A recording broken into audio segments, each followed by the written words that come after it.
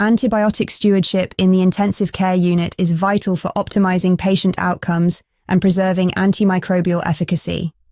Implementing evidence-based strategies such as de-escalation and duration optimization can significantly reduce resistance rates. Multidisciplinary collaboration ensures appropriate antibiotic use, minimizing adverse effects, and improving patient care in critical settings. Antibiotic stewardship in the intensive care unit involves evidence-based strategies to optimize antimicrobial therapy for critically ill patients. This includes selecting appropriate antibiotics, considering patient-specific factors, and local epidemiology. Effective stewardship reduces resistance, improves outcomes, and preserves therapeutic options. Understanding these principles is crucial for enhancing patient care and ensuring the sustainability of antibiotic resources. Antimicrobial stewardship in critical care focuses on optimizing antibiotic use to improve patient outcomes. Key principles include selecting empiric and targeted therapies based on patient factors and local epidemiology. De-escalation and duration strategies are crucial for minimizing resistance. Pharmacists play a vital role in clinical interventions, enhancing stewardship metrics and patient care.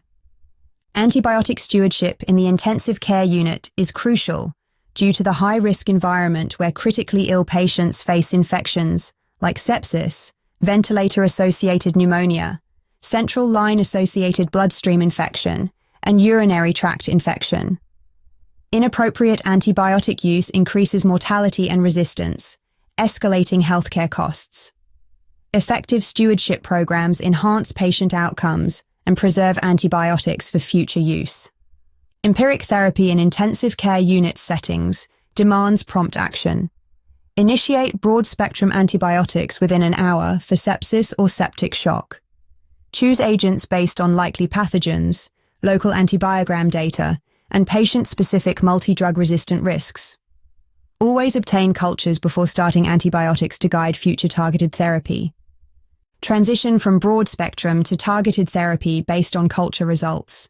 Discontinue unnecessary double coverage, particularly for gram-negative and methicillin-resistant Staphylococcus aureus.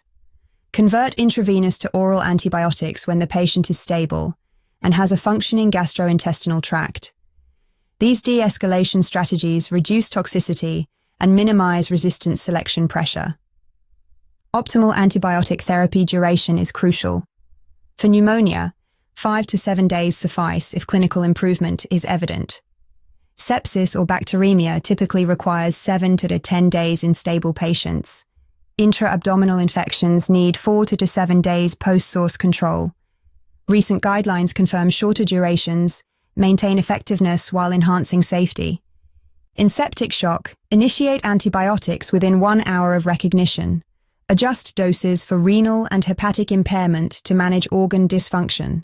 Monitor vancomycin area under the curve minimum inhibitory concentration ratios and aminoglycoside levels. Use combination therapy for high multi-drug resistant risk, ensuring prompt de-escalation to optimize treatment and minimize resistance. Pharmacists play a crucial role in antimicrobial stewardship by evaluating antibiotic indications, doses, routes, and planned durations. They promote timely de-escalation based on culture results and optimize dosing for organ dysfunction, continuous renal replacement therapy, and extracorporeal membrane oxygenation. Additionally, they prevent unnecessary duplicate antimicrobial coverage and provide evidence-based guidance to the healthcare team on guideline recommendations. A 62-year-old patient with ventilator-associated pneumonia was receiving piperacillin, tazobactam, and vancomycin. The pharmacist identified methicillin-susceptible Staphylococcus aureus as the sole pathogen, recommending a switch to oxacillin or cefazolin, discontinuing vancomycin to reduce toxicity.